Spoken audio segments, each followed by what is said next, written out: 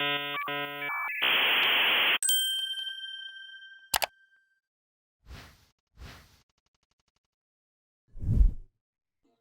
my name is Samyukta, and my Hackcon talk is what teaching 10-year-olds taught me about technology. So this is a quick overview. This advice is based on my specific experiences and what worked for me. You probably need to modify it to best fit the needs of your event.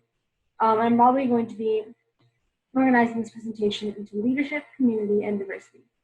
Starting with leadership, you really need to identify your MVP, or minimum viable product.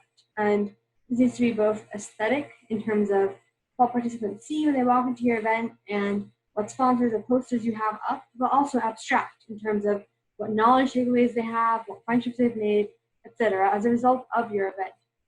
These goals and ideas need to be focused on your ultimate mission, and as you're formulating goals, you want to make sure that they fit the SMART system. So that's the method of making sure that they're really achievable and specific enough to be practical. Once you have these goals in mind, you want to create systems that help you make them a reality.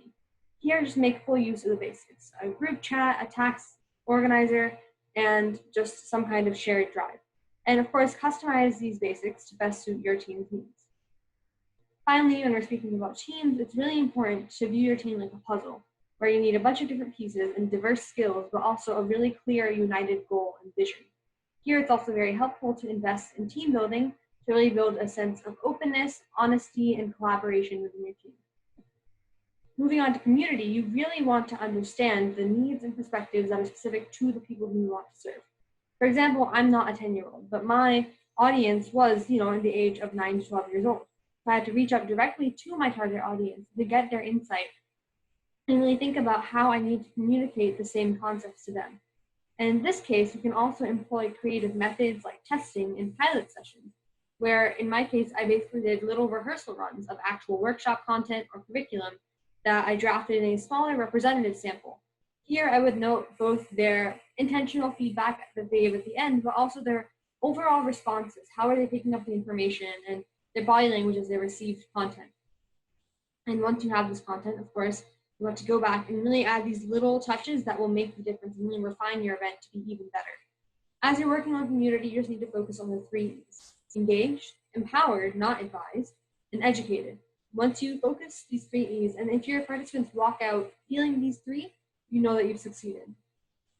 Finally, discussing diversity, you really want to find one key theme that makes you and your event special.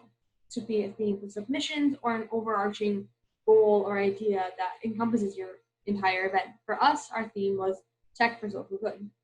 So once you have this theme, you want to apply it to everything in your event, from speakers to workshops to curriculum. For us, we had to really bridge a gap as part of our theme of tech for social good, because our audience had a specific need and they likely didn't know too much about doing it on their own. To bridge between the MLH technical Python curriculum and our overall goal of solving community issues, we created an ideation curriculum where students really identified root causes and eventually built an entire product plan for how they want to build it and make it a reality. This consistency really builds a sense of continuity and a focused experience when you're planning the event and for students who are experiencing the event.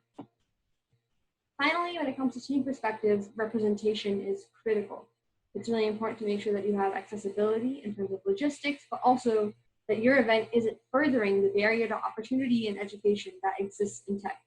Please go beyond what may seem convenient or obvious for outreach. Really get to the places where you have marginalized communities who don't have as much representation in technology. These are the people who we need the most, so make sure that your outreach is equitable. Ultimately, when you combine leadership, community, and diversity, you get events that truly spark progress. And so I hope my presentation inspired you to do the same with your own events. If you ever want to reach out, my contact information for me and my organization, UvaTech, are both on screen. Thank you.